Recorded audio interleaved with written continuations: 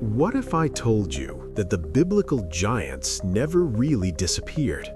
What if those mysterious creatures mentioned in humanity's oldest texts still walk among us, invisible to inattentive eyes, influencing governments, controlling power structures, and manipulating the course of human history? You believe you know the truth about our origin, about who really governs this world, about what hides in the shadows of the reality we've been told. But prepare yourself, because in the next few minutes, you're going to discover evidence that will shake everything you thought you knew about the past, the present, and especially about who you are in this grand cosmic chessboard. But before we begin this journey of no return, subscribe to this channel right now and turn on notifications, because what you're about to discover isn't taught in any school, doesn't appear on the news, and certainly isn't something institutions want you to know. This video could be removed at any moment, so make sure you won't miss the next revelations.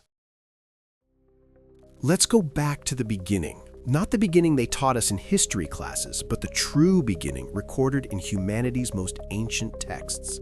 Imagine the earth in its first days, when the line between the divine and human was much thinner than today. Genesis chapter 6 introduces us to a narrative so disturbing that many modern theologians prefer to ignore it completely or interpret it metaphorically to avoid its terrifying implications. The text is clear and direct. The sons of God saw that the daughters of men were beautiful and took wives from all they chose. But who exactly were these sons of God? The traditional answer has always been angels, celestial beings who abandoned their original domain, who crossed a forbidden boundary, who violated the natural order established by the Creator. And from this unnatural union, from this mixture between the celestial and the earthly, the Nephilim were born. The very word in Hebrew carries a devastating meaning. It literally means the fallen ones, or those who make others fall. They weren't just large men, they were something completely different, hybrids with superhuman capabilities, tremendous strength, forbidden knowledge, and a corrupted nature that threatened to destroy all creation. The ancient texts don't spare details in describing these beings. They were giants with heights reaching 3, 4, even 6 meters tall, according to some accounts. They possessed insatiable appetites, not just for food, but for violence, domination, and destruction.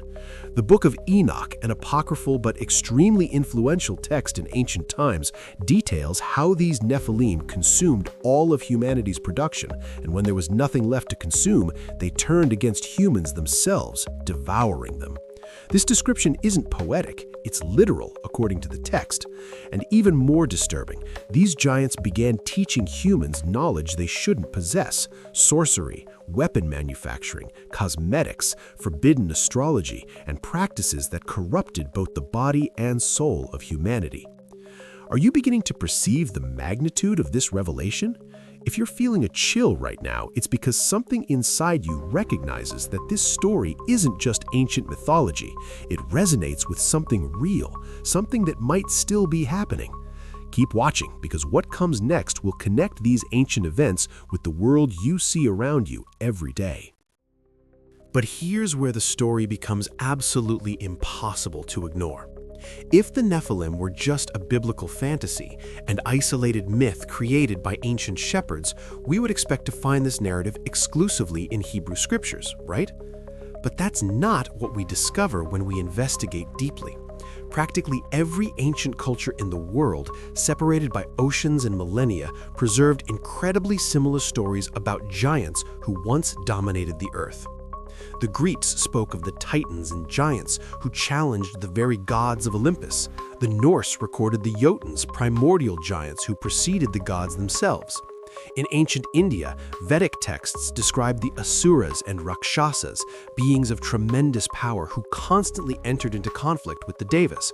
Native Americans from north to south of the continent preserved legends about a race of giants who inhabited the earth before being destroyed for their wickedness. In Japan, there are accounts of giant Oni. In Ireland, the Fomorians. In Sumeria, the Anunnaki who mixed with humans. Coincidence? Unconscious collective memory? Or were all these cultures recording the same real event seen from different perspectives? And we're not just talking about myths and legends. There is physical evidence that challenges the official narrative of human history. Megalithic structures around the world, built with stone blocks so massive that our modern technology would have difficulty replicating them. Baalbek in Lebanon possesses stones of more than 1,000 tons, perfectly fitted together. Pumapunku in Bolivia exhibits precision suggesting advanced technology.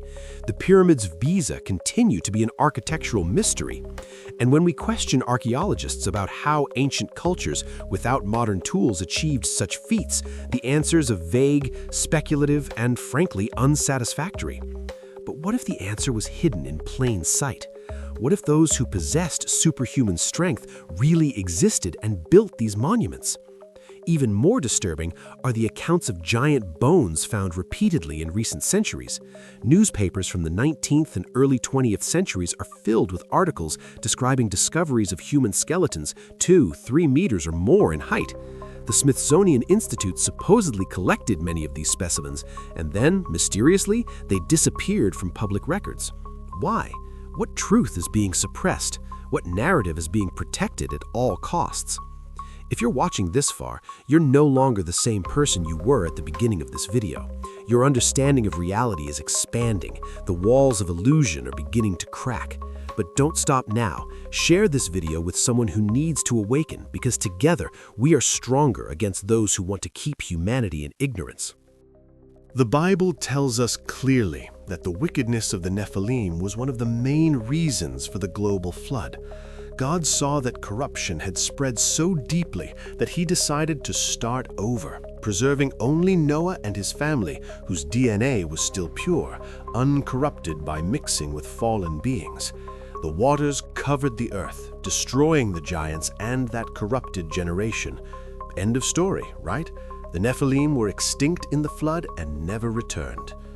Except that's not what the scriptures actually say. And here is where our investigation becomes truly disturbing. Numbers chapter 13, long after the flood, when the Israelites sent spies to scout the land of Canaan, they returned terrified, reporting there were Nephilim there. We also saw the Nephilim, the sons of Enoch, who descend from the Nephilim, and in our eyes we seemed like grasshoppers, and so we seemed in their eyes. How is this possible? How did the Nephilim survive the flood? There are some theological theories. Some scholars suggest that genetic corruption continued after the flood through Canaan, son of Ham, grandson of Noah, who was cursed. Others propose there was a second incursion of fallen angels after the flood, repeating the original sin. Apocryphal texts suggest some Nephilim survived in deep caves or isolated regions. Regardless of the mechanism, the biblical fact is undeniable. The giants resurfaced after the flood, and Israel received explicit and brutal orders about what to do with them. Complete destruction, total extermination. Men, women, and children of the giant tribes should be eliminated without mercy. Why such severity? Because they weren't completely human. They were hybrids, carriers of corrupted DNA that threatened to contaminate all humanity again. Goliath of Gath, the most famous giant faced by David, wasn't an anomaly. He had 4 equally gigantic brothers. King Og of Bashan possessed an iron bed more than 4 meters long. The Anakim, the Rephaim, the Emim, the Zamzumim, all tribes of giants that Israel had to confront and destroy. But here's the crucial question. Were they really all eliminated? Or did some survive, hide, adapt, and continue their corrupted lineage through the centuries in increasingly subtle and invisible ways? Do you feel it?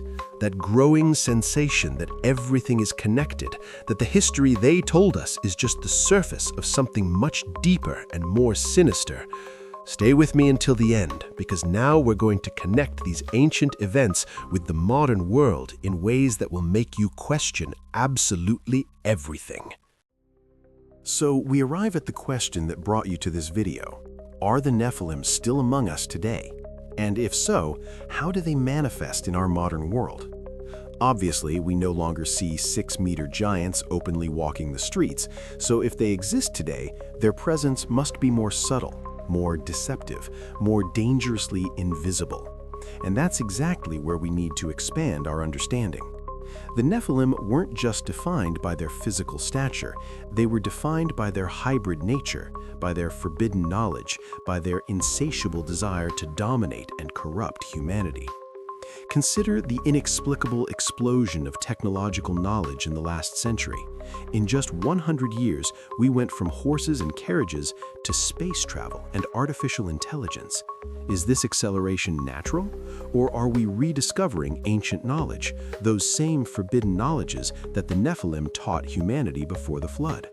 The Book of Enoch itself specifically lists the arts that the fallen angels taught: weapon manufacturing, metal manipulation, appearance alteration through cosmetics, astrological knowledge for control and prediction, sorcery and spiritual manipulation. Look around the modern world. Don't we see exactly these elements dominating our culture? There are theorists who propose that the Nephilim bloodlines survived through certain elite families who maintained their genetic heritage through carefully arranged marriages throughout the centuries. These bloodlines supposedly occupy positions of immense power in governments, multinational corporations, financial institutions, and secret organizations. They no longer need giant stature when they control the systems that govern billions of people. Their power is no longer physical, it's economic, political, and spiritual. Others point to the exponential increase in paranormal phenomena, sightings of strange creatures, encounters with non-human entities, and the growing cultural interest in supernatural and occult themes. Television series, movies, and books glorify vampires, demons, sorcerers, and hybrid beings. Is this just innocent entertainment, or a way to normalize and prepare humanity to accept these realities as normal? And then there's the transhumanist agenda, the growing movement that seeks to merge humans with machines, alter our DNA through genetic engineering, create hybrids between human and animal in laboratories, transcend the natural limits of human biology. This isn't science fiction, it's happening now in universities and corporations around the world. Wouldn't this be a modern repetition of the Nephilim's original sin, the corruption of the original human design established by the Creator? Jesus Christ himself, when questioned about the signs of his return, declared it would be as in the days of Noah. What characterized the days of Noah? The presence of the Nephilim, the corruption of humanity, the mixture between the divine and human in forbidden ways, unbridled violence, and extreme wickedness. Look at our world today. We see violence at unprecedented levels, widespread moral corruption, advanced genetic manipulation, obsession with the supernatural, and a growing global sensation that something monumentally terrible is about to happen. Coincidence? So we return to the initial question with new understanding. Are the Nephilim still among us?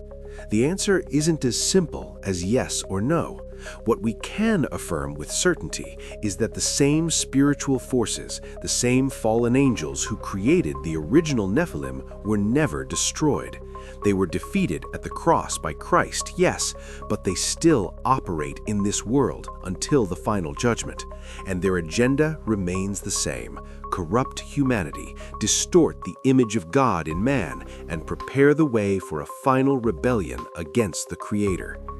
Whether physical giants still walk among us literally remains debatable, but what is undeniable is that their spiritual descendants, those who carry the same rebellion, the same desire to usurp God and enslave humanity, certainly exist and operate in positions of immense power and influence. The battle we face today is not primarily against flesh and blood, but against principalities and powers, against the spiritual forces of wickedness in the heavenly places, exactly as the Apostle Paul warned us. The real question isn't whether the Nephilim are among us, but whether you are awake to the spiritual reality that governs our physical world. Do you recognize the signs? Do you perceive the manipulation? Do you understand that there is a cosmic war happening and that you are not just a spectator, but a participant, whether you're conscious of it or not? This video will end in a few seconds, but your journey of discovery doesn't need to stop here. Subscribe to this channel right now because we're only scratching the surface of truths that have been hidden from humanity for millennia. Turn on all notifications because the next videos will reveal even more shocking connections between ancient prophecies and current events that you see on the news every day. Share this video with everyone you know because the time has come for humanity to awaken before it's too late. Time is running out, the signs are intensifying, and those who have eyes to see and ears to hear need to unite. See you in the next video if this channel is still up. Truth has always been dangerous for those who live on lies. Don't let them silence you. Subscribe now.